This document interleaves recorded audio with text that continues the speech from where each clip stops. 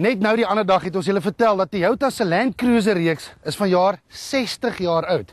Om dit te vier was ons saam met Toyota Mosambik toe om die cruiser reeks weer van nader te leer ken. Maar Toyota se Land Cruiser is nie die enigste grootbak hardebaard 4x4 wat vanjaar 60 jaar oud is nie.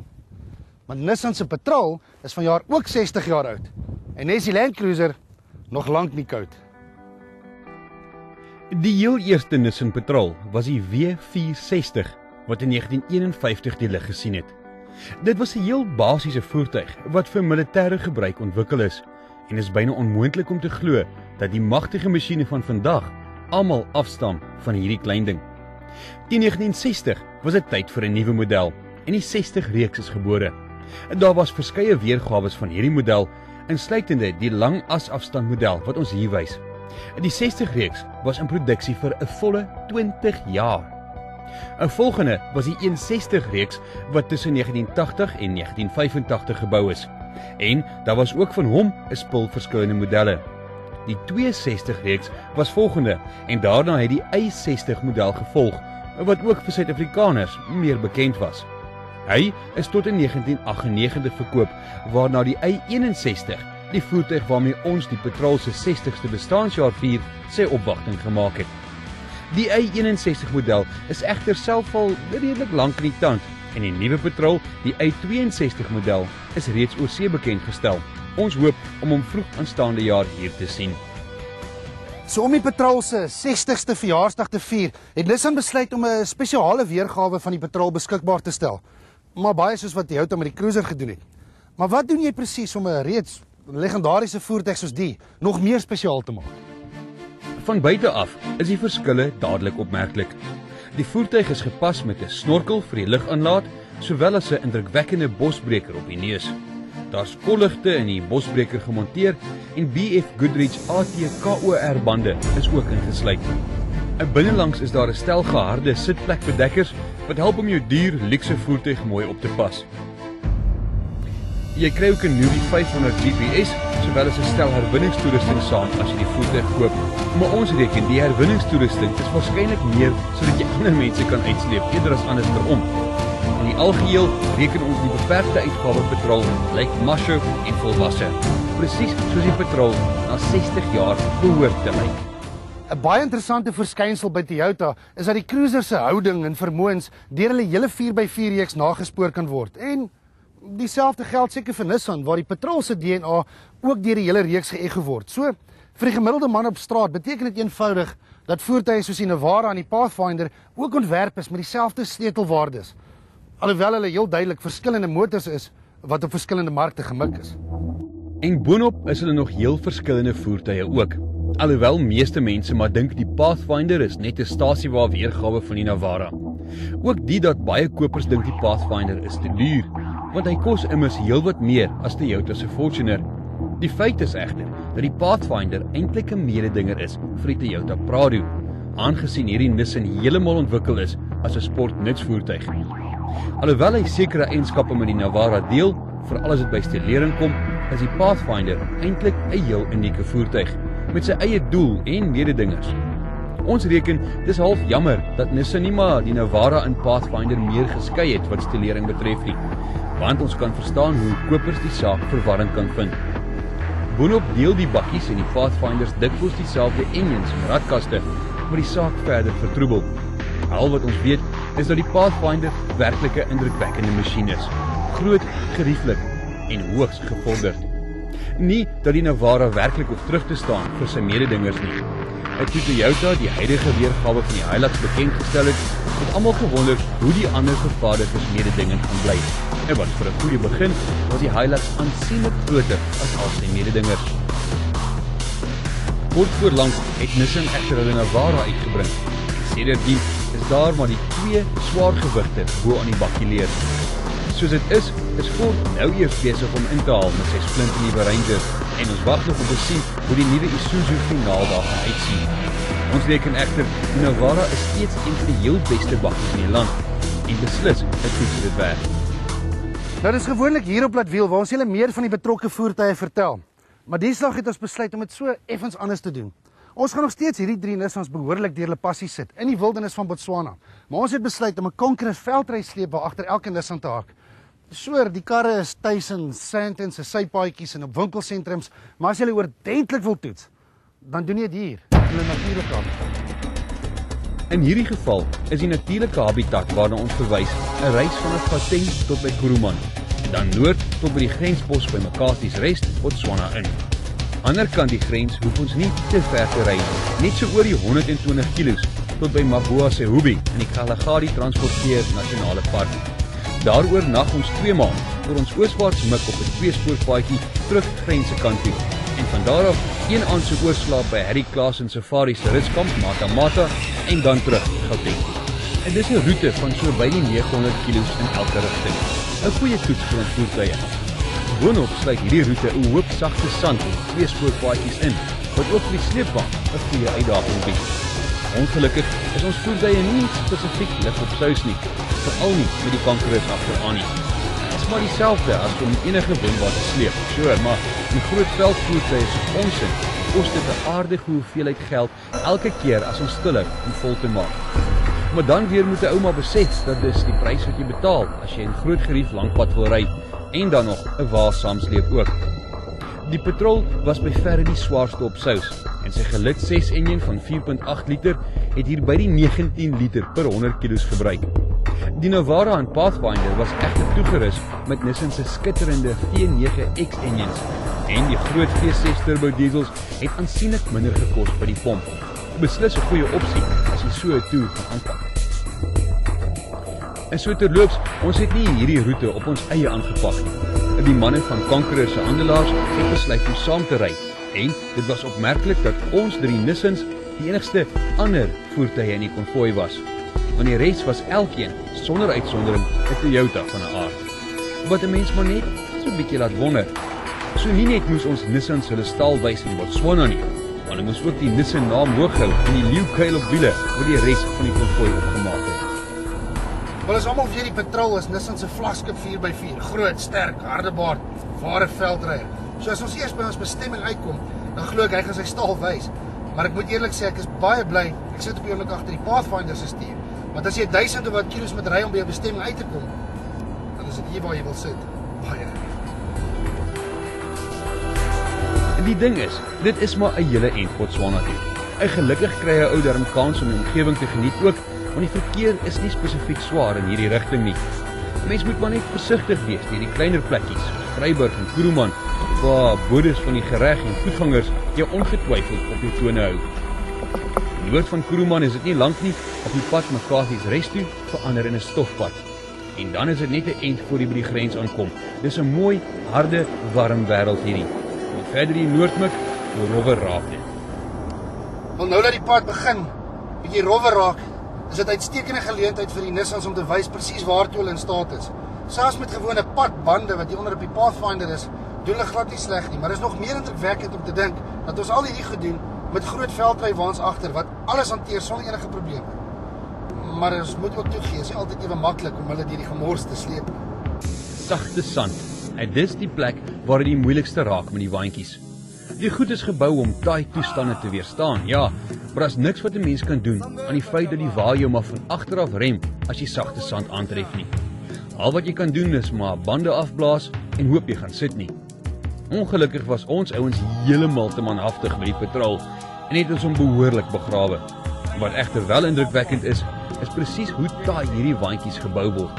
Hulle asse is spesifiek gekies om enorme houe en toestande te weerstaan. En die veringstelsel, sowel as die vertrekhoeke en grondvrye hoogtes, is als ontwerp om jou te help om deur die ergste van die gemors te kom. Boonop het Conqueror 'n besondere goeie naam in die mark en handelaars op 'n hele spul plekke om te help as dinge so skeef loop. Dit maak egter nie saak hoe goed die waans is nie. Na so 'n lang trek oor slegte paaie, is dit maar altyd lekker om by jou eindbestemming aan te kom. En dieselfde het vir ons gegeld toe ons uiteindelik by die park se hek ingeboek het. Hierdie was 'n besonderse lang dag in die saal. Ek gee nie om of jy patrol of 'n Range Rover of 'n Bly Bentley ry nie, maar 1000 km met 'n veldry sleepwa in hierdie hitte en deur 'n grenspos is maar harde werk. Ons is net eintlik hier by Masubi, Mabua Sehubi of zoiets. En is dan nou nie meer lang voordat ons 'n bietjie kan ontspan. En dan selfs 'n ou knertjie gooi. Dis nou net mooi hier waar 'n mens sien hoekom dit die moeite werd is om 'n kankeroor met jou saam te sleep, self oor sagte sand. Want as jy eers by jou kampplek is, weet jy's net minute weg van 'n lekker tyd af. Die waantjies en daar's 'n spul verskillendes waaroor ons net meer vertel, het almal 'n klompie goed in gemeen. Hulle is tuis in swak rytoestande. Hulle is gehard teen krappe en stampe en goed, en hulle almal staan maklik op en af. Boonop is daar 'n hense verskeidenheid waantjies in die reeks met 'n opsie vir byna elke begroting en sleepvoertuig. Hoe dit ook al sy, met die aand op pad was dit tyd vir die groep om laer te trek, 'n vuurtjie in die gang te kry en te ontspan. En te kyk hoe die son oor Afrika sak.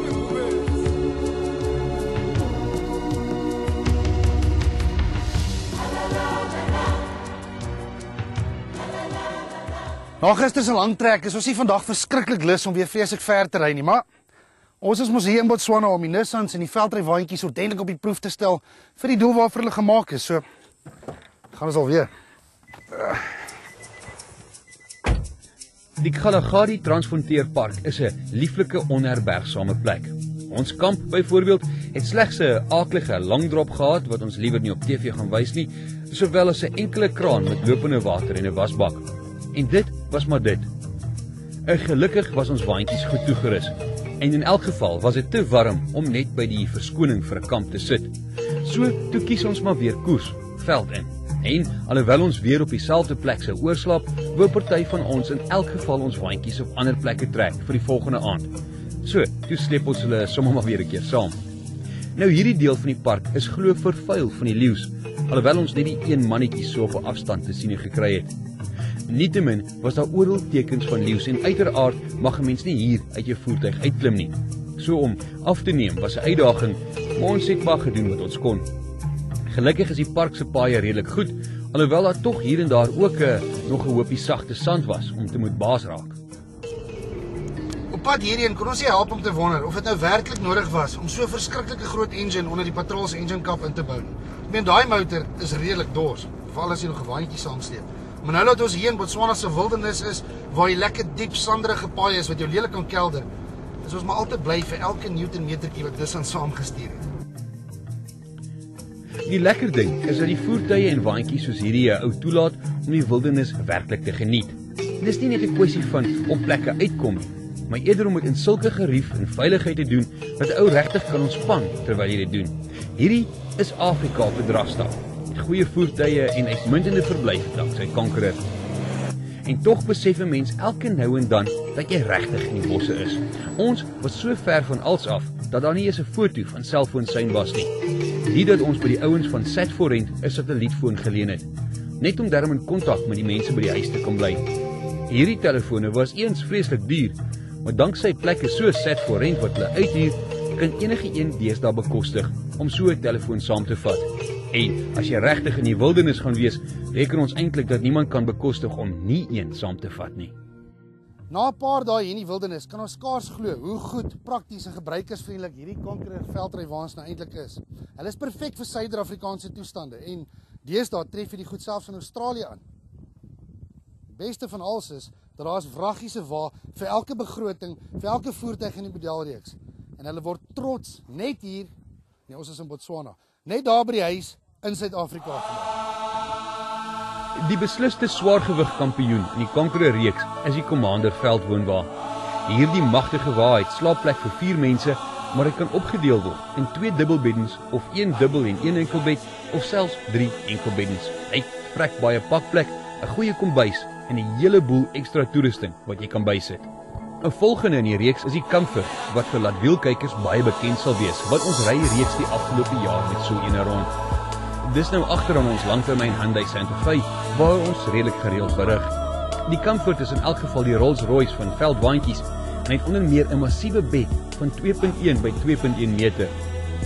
Die Companion is kankeroor se kleiner veldwoonwa, maar waar die Commander als ingebou het, werk die Companion op 'n stelsel waar jy plek skep deur die beddens en goed uit te vou.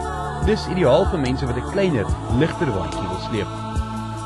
Die Compact 2 is basies die Comfort se kleiner boetie en die ding is gebou vir die heel taaiste toestande waaraan jy kan dink. Hy kom egter nie standaard met 'n kombuis soos die Comfort nie, maar mens kan altyd 'n plan maak. En boonop is sy pryskaartjie darm heelwat laag. Volgende is die Conquest wat na ons mening moontlik die heel beste waarde vir geld in die reeks bied.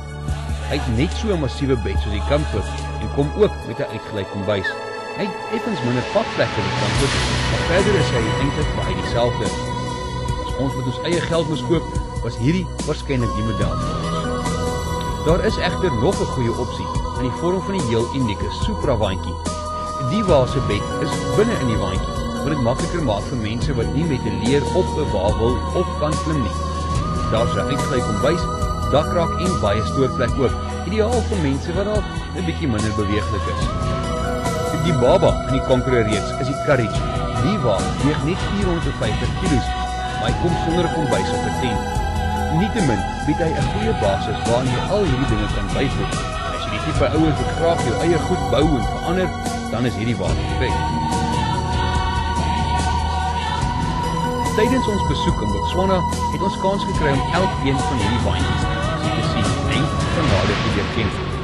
Boonop was Conqueror se groot baas, Philip de Vries, self daar om hand by te sit en verder te verduidelik hoekom die waantjies so goed is as wat hulle is. Soos alle dinge het ons tyd nou hier in die Botswana wildernis tot 'n einde gekom. Wat beteken ons nou hierdie waans wegpak. Maar gelukkig het die manne van Conqueror selfs daarvoor 'n plan gemaak, want ek moet eerlik vir julle sê, om so 'n ouetjie weg te pak vat werklik nie baie spoed. Soos met die opslaanslag, vat dit net 'n paar minute om jou wa weer gereed te kry vir die pad. Alles vou binne sekondes in mekaar en word sekuur bedek om die stof uit te hou.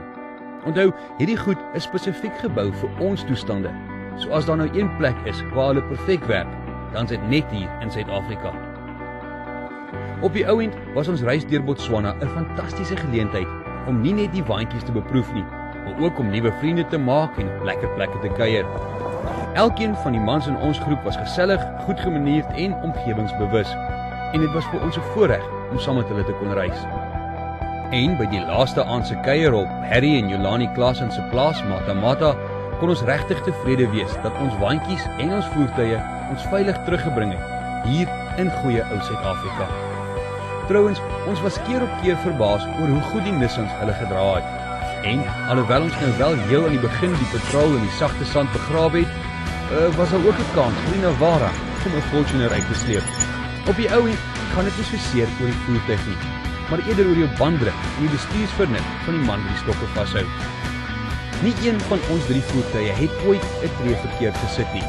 Ons kan onomwonde sê dat hulle ons deurlopend bly beïndruk het.